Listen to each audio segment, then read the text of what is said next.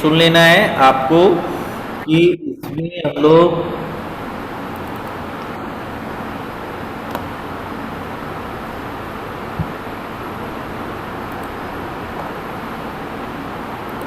तो यहाँ पे साची जो है उसने क्या नोटिस किया, स्कूल के बिल्डिंग के एक कॉर्नर पे जो घास की पत्तियां और कुछ टाइनी छोटे छोटे टुकड़े जो है वह एक कॉर्नर में जमा था, है ना। उस he was about to remove it, वह उसको हटाने के करीब करीब था। हम डिस्कस कर रहे हैं अभी value based question page number 121। Okay, इस पे हम लोग डिस्कस करने जा रहे हैं, ठीक है। तो उसने हटाने की सोच ही रहा था कि उधर से उनके एक शिक्षक जो है टीचर वह गुजर रहे थे, है ना। वह गुजर रहे थे, वह वहाँ रुक गए, है ना, और उसे करने से मना किए, है ना। Stop had from doing so, ये करने से उनको क्या किए, मना किए। ओके, तो जो ये आपको यानी तो टीचर उनको क्या बोले, teacher told her that it was a nest, यह एक घोंसला था, है ना, बीइंग मेड बाय बर्ड, जो चिड़िया के द्वारा बनाया गया था।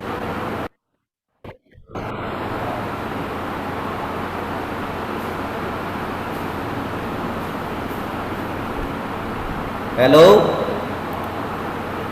हाँ, तो वेरी गुड। ये आपने अभी 5 बच्चे इंटर कर गए, ओके। और ये थोड़ा सा डिस्कनेक्ट होगा बाबू, उसके लिए टेंशन मत लेना है, ये होते रहता है। और आपको जो है जो भी प्रॉब्लम्स है वह उसके सॉल्व करने के लिए हम लोग हमेशा रेडी हैं। तो देखो ये तो साची ने, मैं अभी वैल्यू बेस्ड क्वेश्चन पे डिस्कस कर रहा हूँ और ये आपको जो है पेज नंबर 121 में है। कल हम लोगों ने ई के क्वेश्चन ई के बारे में डिस्कस किया, उसको बारे में फिर से डिस्कस होगा। और ए बी वाले के लिए अगेन जो आपका मैथ्स की पढ़ाया है उस समय में एडजस्टमेंट दिया हुआ है ई एफ के साथ, है ना, 11 से 11:40 क्लॉक में, उसमें भी आपको चर्चा ये होगी। तो हम लोग फिर से ये सारे क्वेश्चंस पर डिस्कस करेंगे। तो साथी ने क्या किया, a collection of leaves, grass and some tiny twigs जो है उन्होंने देखा, नोटिस किया in one corner of her school building, school building के एक कोने में कहीं न कहीं वह घास के टुकड़ा और ये सब दिखाई दिया। She was about to remove it, वह क्या करने वाली थी, उसको हटाने वाली थी। But when her teacher who was passing nearby stopped her from doing so, जो टीचर उधर से गुजर रही थी उसने ये जो देखा तो उसने उसको मना किए कि ये ऐसा मत करना है। टीचर टोल्ड हर, तो टीचर ने उनको बोला that it was a nest being made by bird, यह क्या था, घोंसला था जो चिड़िया के द्वारा बनाया गया था, ठीक है। और teacher told her that it was a being made by bird, it was a nest, है ना, वो घोंसला था। टू ले इट्स लेग, वह अंडा देने वाली थी। She advise Sachi to kind and consider towards all living beings, दयालु बनो और कंसीडर करो, है ना, कि कैसे ये लिविंग बीइंग्स जो है वो अपना अपना किस किस प्रॉब्लम में और कैसे वो अंडा देती है, इस बातों पे आपको गौर करना होगा, ठीक है। तो ये लिस्ट वैल्यू डिस्प्लेड बाय साची टीचर, वह साथी के टीचर के द्वारा क्या क्या वैल्यू डिस्प्लेड हुआ। तो काइंडनेस, पहले तो उसको दया होगा, किसी का घर उजड़ जाएगा। दूसरी बात कि बच्चों को वह हेल्प किया, हेल्पफुल, काइंडनेस, हेल्पफुल, है ना, ये सब लिखना है। हैव यू एनी प्रॉब्लम्स, कोई दिक्कत है? सर नो सर तो ये चीज उसके द्वारा डिस्प्लेड हुआ। और कहता है give one example of a vertebrate and invertebrate animal that reproduce through eggs. A vertebrate और invertebrate है ना, दोनों का एक ऐसा एग्जाम्पल देना है जो दोनों क्या करता है, एग देता है। मैंने कल भी क्वेश्चन डिस्कस किया था, तो देखो वर्टिब्रेट में फिश भी अंडा देती है ना, और ये स्नेल जो घोंघा बोलता है देहाती भाषा में, वो भी अंडा देती है। ओके, तो ये दोनों का एक एक एग्जाम्पल देना है कि दोनों, ये वर्टिब्रेट में हो गया फिश और इनवर्टिब्रेट में हो गया स्नेल। और भी बहुत सारे एग्जाम्पल हो सकते हैं जो आपका क्वेश्चन कह रहा है उसके अकॉर्डिंग, है ना।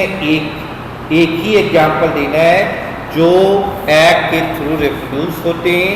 तो आपने क्या देखा, वर्टिब्रेट में फिश और इनवर्टिब्रेट में कौन था, स्नेल।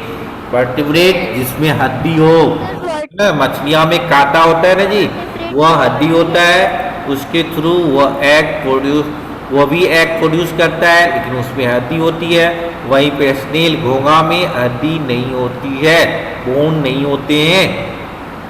नो एनी प्रॉब्लम, सुनाई दे रहा होगा, क्योंकि हमको दिख रहा है कि सुनाई दे रहा है, क्योंकि सुनाई जब देगा तो वह वेव की तरह अप डाउन करेगा।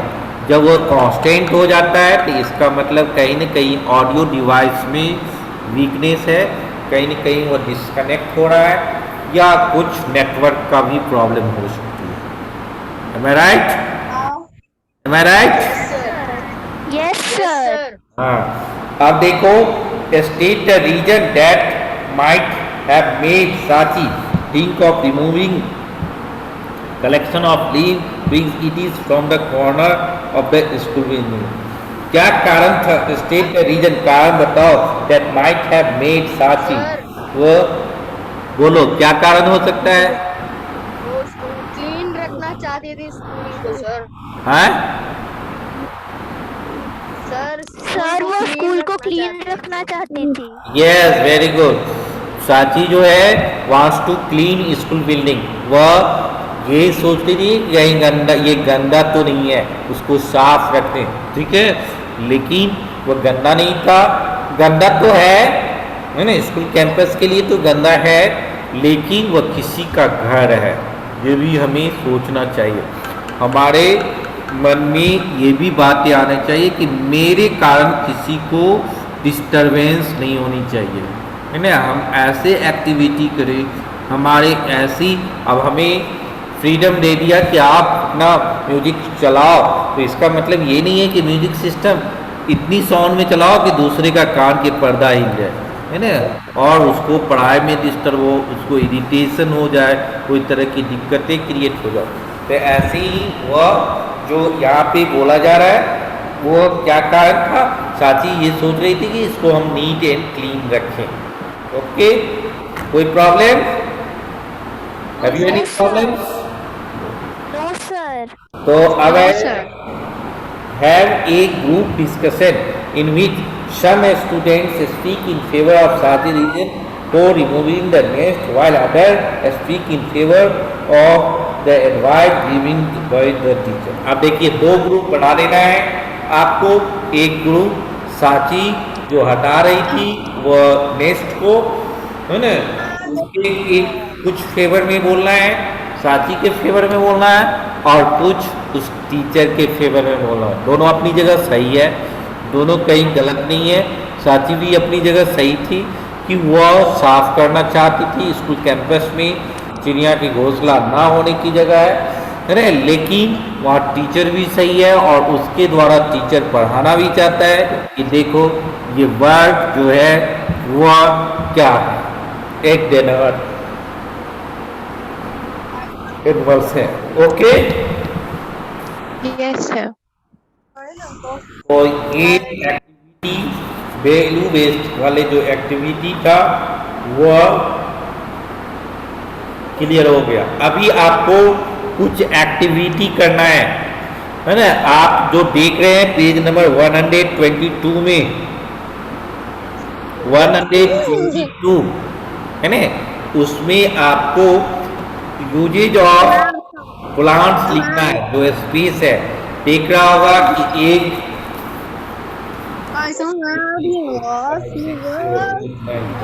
3 मैंने ये आप देख रहे होंगे।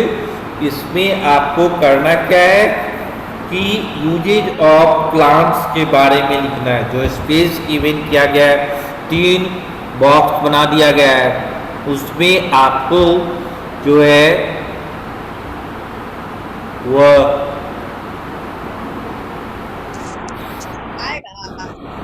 ओके, तो यूजेज ऑफ प्लांट्स लिखोगे अभी सारे बच्चे उस बुक में ही या अपने कॉपी में बनाओ और उसको लिखोगे। Okay sir. Clear? Yes sir. Yes sir. Aditya 6B कहाँ हो तुम?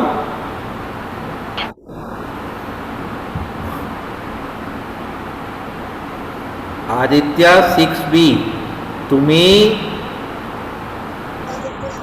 ग्रुप में सारे क्वेश्चन आंसर सेंड कर दिया जाता है। आप कहोगे डेली का डेली ये 6 चैप्टर का हमें सेंड कर दीजिए, 7 का सेंड कर दीजिए, ये पॉसिबल है? ग्रुप में सेंड है ना जी, ग्रुप का हिस्ट्री अगर आप ज्वाइन होंगे है ना, तो ऑलरेडी उसमें कहीं न कहीं भेजा गया होगा। जयंत कुमार,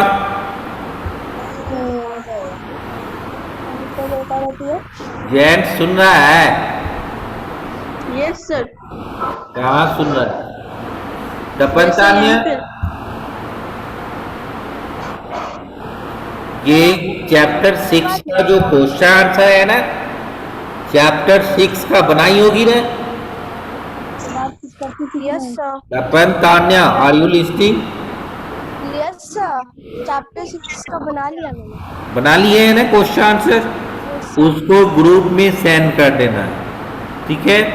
जो बच्चे छोटे बड़े हैं, जैसे आदित्य राज छुट्टे रहते हैं, सोया हुआ रहता है ये, इस लड़के को या जो भी है और भी ऐसे ऐसे स्टूडेंट होंगे उसको ये बेनिफिट मिल जाएगा। हैव यू और कोई प्रॉब्लम किसी को है? और किसी को है? सर। दपन, आर यू श्योर तुम भेजेगी? Yes sir. ओके, आप जैसे ही क्लास 20 मिनट्स का आपको समय मिलता है दूसरे क्लास ज्वाइन करने में, दूसरा भी साइंस का ही है और उसमें भी यही चैप्टर ट्राई होगा, क्योंकि चैप्टर 7 का क्वेश्चन आंसर मैथ का था लेकिन उसका अरेंजमेंट सर मेरा एक्टिविटी आप आपने चैप्टर 7 का क्वेश्चन आंसर करवा दिया सर। चलो आप हमें जो प्रॉब्लम्स था कल ऑडियो से रिलेटेड था प्रॉब्लम, उसको दूर करने के लिए जो जो था उसको हम अगेन डिस्कशन कर रहे हैं, ठीक है? अभी हम चैप्टर 8 नहीं पढ़ा रहे हैं, ठीक है? चैप्टर 7 में ही जो जो प्रॉब्लम्स था उसको क्लियर कर देते हैं। ओके, आप फिर से नोट करेंगे, ठीक है? तो आप देखिए,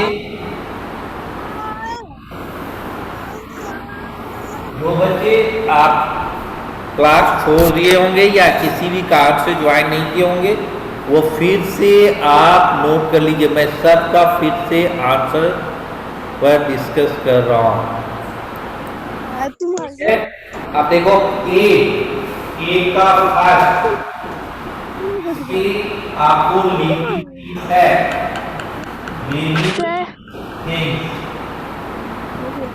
ठीक है? इसमें यूनिसेलुलर है, यूनिसेल्यूलर। क्या फिर से सुनो, तीसरा है फोटोसिंथेसिस, सिंथेसिस।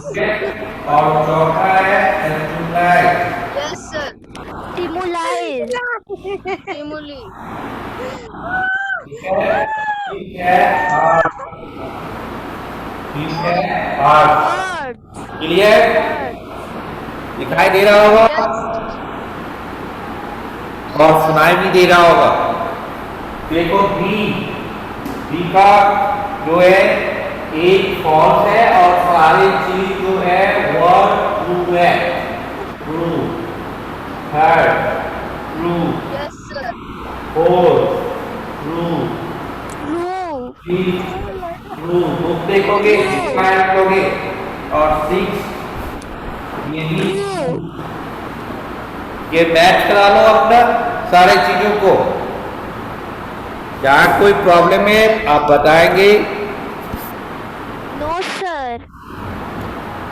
No sir.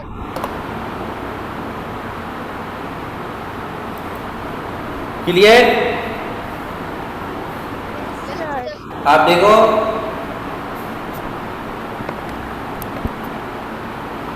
आपको दिखाई दे रहा होगा फर्स्ट का लिविंग थिंग, सेकेंड का यूनिसेलुलर और थर्ड का फोटोसिंथेसिस, फोर्थ का स्टोरेज और फिफ्थ का हार्ट।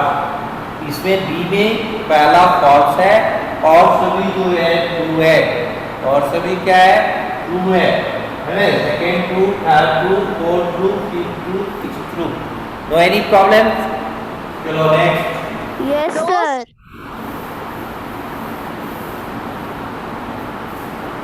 सिक्स देखो ये सी का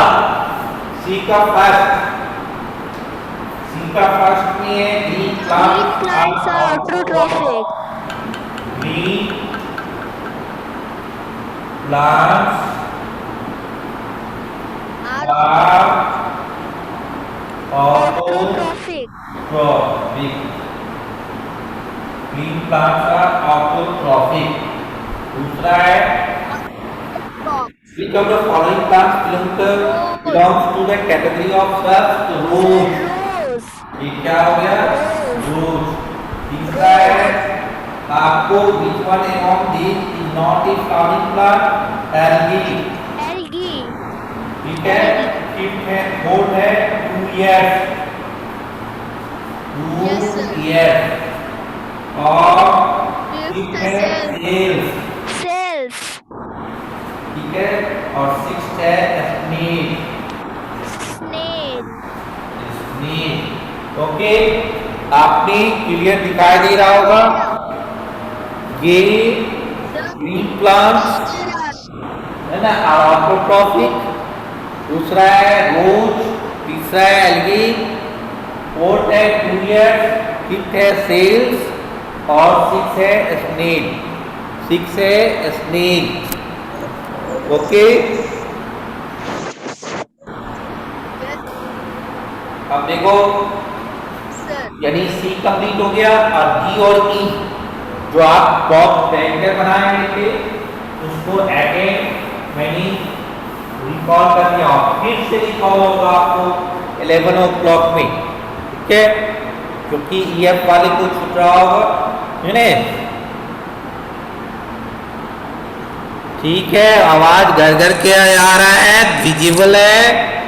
विजिबल है अब क्लियर हुआ आवाज? Yes sir. Yes sir. तो कहता है घर घर। अब देखो डी का first correct main any 3 important characteristics of living beings। तो आपको डी का फर्स्ट में page number 108 are made up में characteristics of living things, only living beings, not non-living beings। उस जगह आपको दोनों चीज दिया है। आपको लिविंग बींग्स का पार्ट लिखना है 3, कोई भी 3 लिखना है ना। Living things response to various stimuli. दूसरा लिखना है they grow in height, weight, size और वॉल्यूम। और तीसरा जो है ना living organism are made up of cells है ना। Living beings give birth to more of their kind. ये भी लिख सकते हैं। कोई भी 3 पॉइंट्स लिखना है।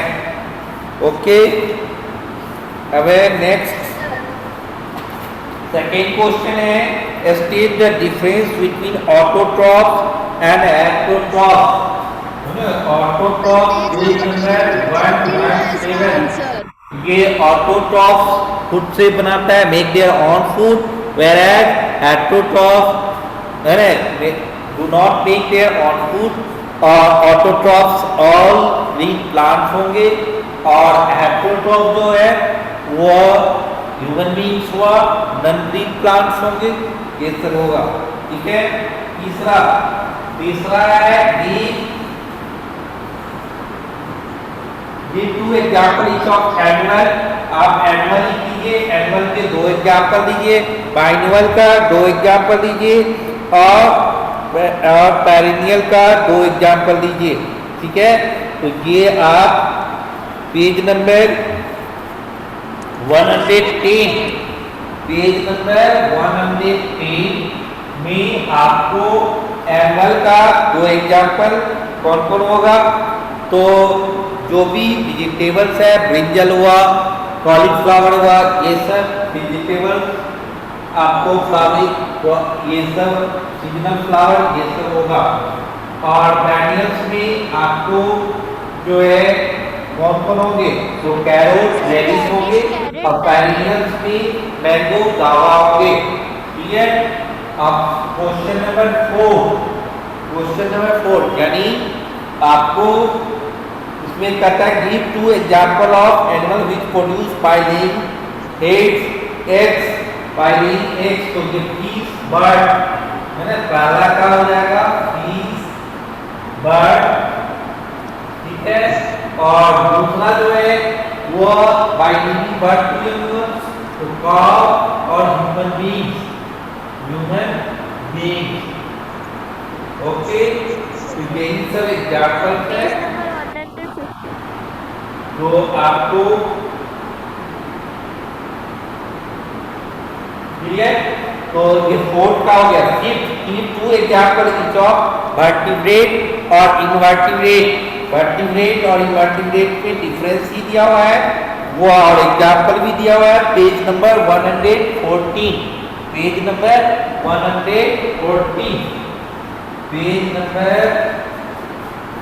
114 में वर्टिब्रेट का एग्जांपल फिश और फ्रॉग हुआ, फिश, फ्रॉग, और दूसरा उधर हो जाएगा अर्थवर्म और कॉकरोच। अर्थवर्म और कॉकरोच। क्लियर। अर्थवर्म और कॉकरोच। ठीक है। कॉकरोच। ओके।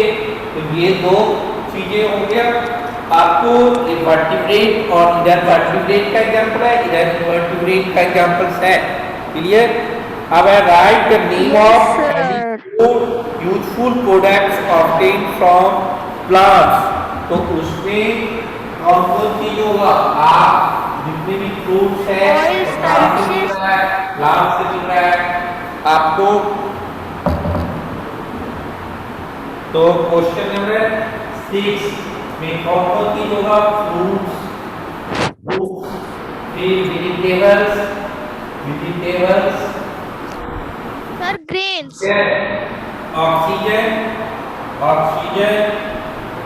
फूड, ये सब हो सकता है। ऑक्सीजन, फूड, यही 4 प्रोडक्ट्स ही लिखना करनी है, यही 4 यूजफुल प्रोडक्ट्स। तो टीवी कंप्लीटेड हो गया, डी कंप्लीटेड हो गया। Yes sir. आप ई का कल ही हम लोग डिस्कस किए थे, अगेन डिस्कशन होगा, है ना, अभी भी है टाइम, हो जाएगा। ठीक है। तो आप यहाँ तक नोट कर लीजिए, 2 मिनट का आपको टाइम दिया जा रहा है, जल्दी से आप नोट कर लीजिए।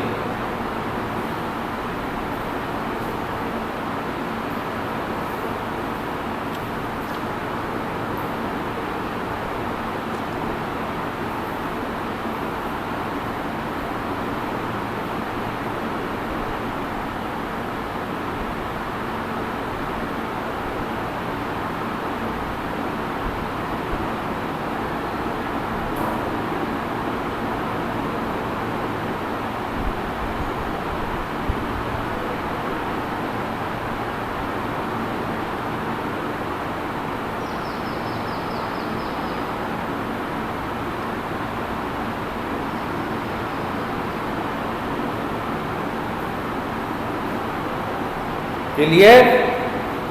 तो अब E1 का देखो,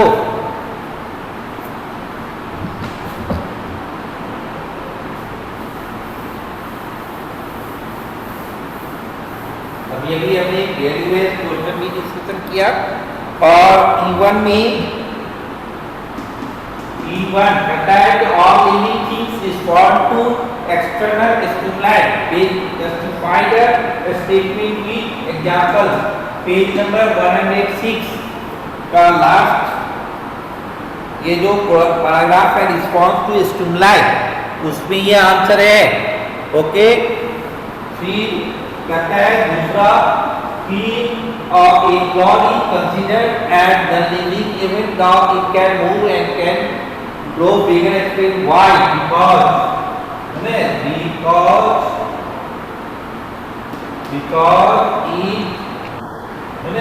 moves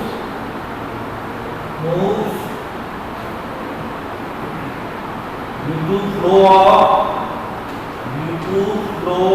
of air, and grow bigger due to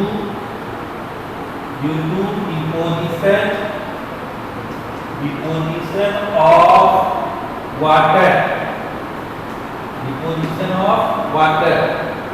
third जो है वो डिफरेंस हम लोगों ने ऑलरेडी डिस्कस कर चुके थे। वह था क्या,